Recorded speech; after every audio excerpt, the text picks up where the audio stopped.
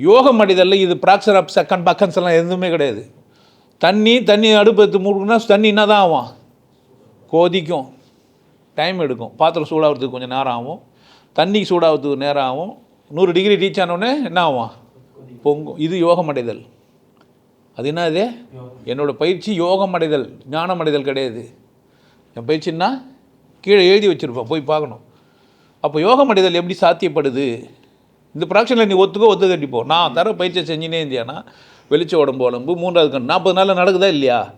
பண்ணினே இருந்தேன். எந்த கருமத்தை பற்றி யோசிக்காமல் பண்ணினே இருந்தால் ஒரு நாள் வெட்ட வெளி உனக்கு தெரிஞ்சிடும். மேட்ரு முடிஞ்சிச்சு, கடவுள் சூன்யம் தான்ட்டு. இது பேர் என்ன? இப்போ போட்டு குழப்பிக்கிறான். ஞானத்தையும் யோகத்தையும் என்ன பண்ணுறான்?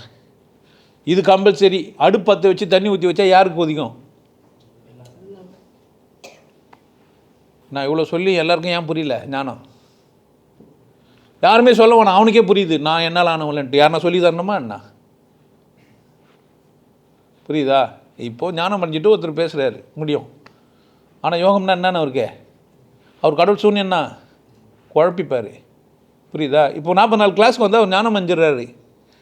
அதனால் வெளியே போய் என்ன சொல்கிறாருன்னா நான் யோகம் அஞ்சிட்டேன்னு பொய் சொல்லுங்கிறார். ஞானம் அஞ்சிட்டார் அவர். ஏன்? எல்லா கேள்வியும் பதில் சொல்லிட்டாங்க 40 நாளில். அதனால் அவர் வெளியே போய் தில்ல என்ன பண்ண முடியாது, ஏன் பேச முடியும், தர்க்கம் அதெல்லாம் பண்ண முடியும் வரால. ஏன்? எல்லா பக்கமும் சுற்றி அடித்தேன் 40 நாளில். நடக்க வச்சு வச்சேன், உட்கார வச்சு வச்சேன், சாப்பிட வச்சு வச்சேன். புரியுதா? நீங்கள் வந்துக்கிறீங்க தானே, எப்படி நடக்கும்? பக்கத்தில் உட்கார வச்சு வச்சேன், நிற்க வச்சு வச்சேன், தூரம் வச்சு வச்சேன், கிட்ட வச்சு வச்சேன். இது மாதிரி பல மாதிரி அடித்து சரி பண்ணிட்டேன். அதை அப்புறமா என்ன தான் ஆகுது, உனக்கு தெளிவாயிடுச்சு.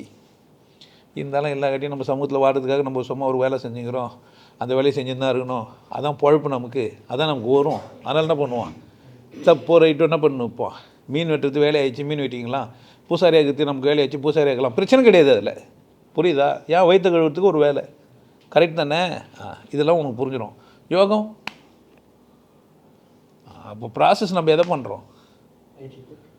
ஞானம் அடையிறதுக்கு வீடியோ பார்த்து ஒருத்தருமே ஞானம் அடைஞ்சு தான் வந்தாங்க, அது தெரியுமா? ஆமாம், இருந்தாலும் சொல்கிறது கரெக்டு, சந்தோஷமாக தான் இருக்க வந்தோம், கொண்டாட்டம் தான் நம்ம பிறப்புரிமை, அதுதானே வந்தீங்க நீங்கள். இங்கே என்ன புரிஞ்சிருது அப்போ உங்களுக்கு?